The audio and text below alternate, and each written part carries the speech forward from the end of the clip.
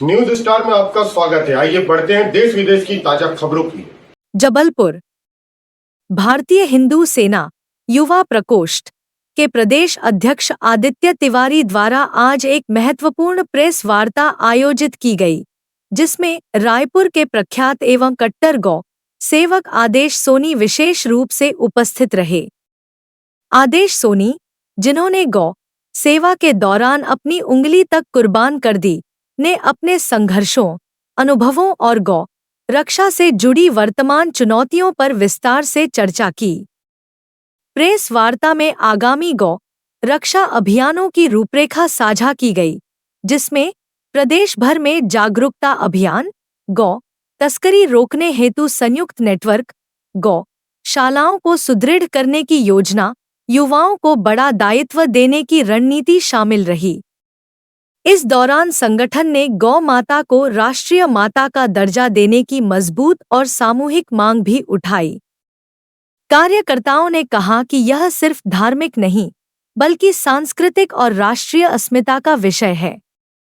Press वार्ता स्थल पर सैकड़ों कार्यकर्ता उपस्थित रहे, जिन्होंने गौ माता राष्ट्रीय माता बने का संकल्प लेते हुए आगामी आंदोलनों में सक्रिय योगदान देने की बात कही। प्रदेश अध्यक्ष आदित्य तिवारी ने कहा कि भारतीय हिंदू सेना आने वाले दिनों में इस अभियान को और तेज गति से पूरे प्रदेश में चलाएगी। जबलपुर से विनय साहू की रिपोर्ट। बड़े दुर्भाग्य की बात है कि आज हम स्वयं को सनातनी कहते हैं, टीका लगाते हैं, मंदिर जाते हैं, बड़े बड़े उत्सव करते हैं, पूजा पाठ आयोजित करते हैं, किंतु वहीं जहां पर हमको घायल और गंभीर गौवंश नजर आते हैं, हम आंखें फेर कर आगे निकल जाते हैं। हमें पता चलता है कि हमारे ही शहर में गौवंश से भरी हुई ट्रक जो गौवंश को काटने ले जा रही थी वो थाने में है, किंतु बावजूद इसके हम घर से बाहर निकलने का साहस नहीं जुटा पाते।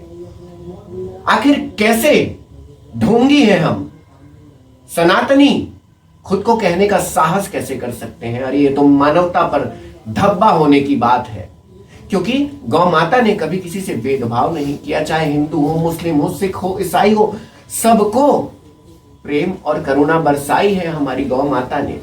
तो आज उनकी दुर्दशा आप अपने गणपति जी के पंडाल में, आप दुर्गा मैया के पंडाल में 56 भोग अर्पित करते हैं, क्योंकि वहीं जबकि वहां से 10 किलोमीटर दूर भी नहीं होता वो गौधाम जहां पर दाने दाने के लिए तरसते हैं हमारा गौ माता और हमारे नंदी बाबा।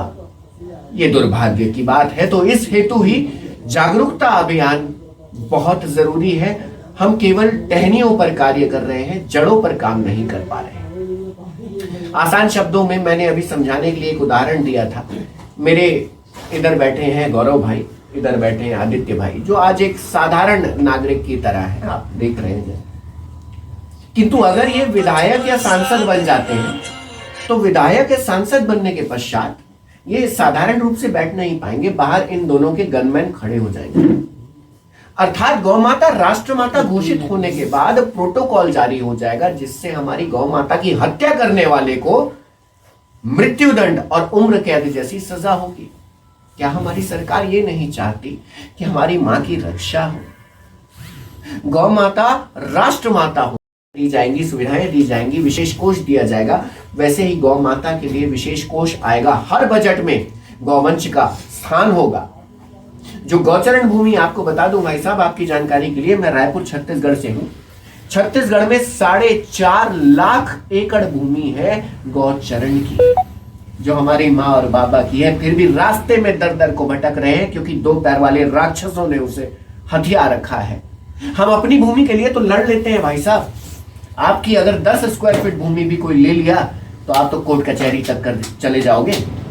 हमारी माँ के लिए कौन लड़ेगा? हमारे बाबा के लिए कौन लड़ेगा? प्रश्न ये है, आप सभी को अपने आप से पूछना होगा कि गौ माता के लिए आखिर कौन लड़ेगा? क्या केवल इन लोगों ने ठेका ले रखा है?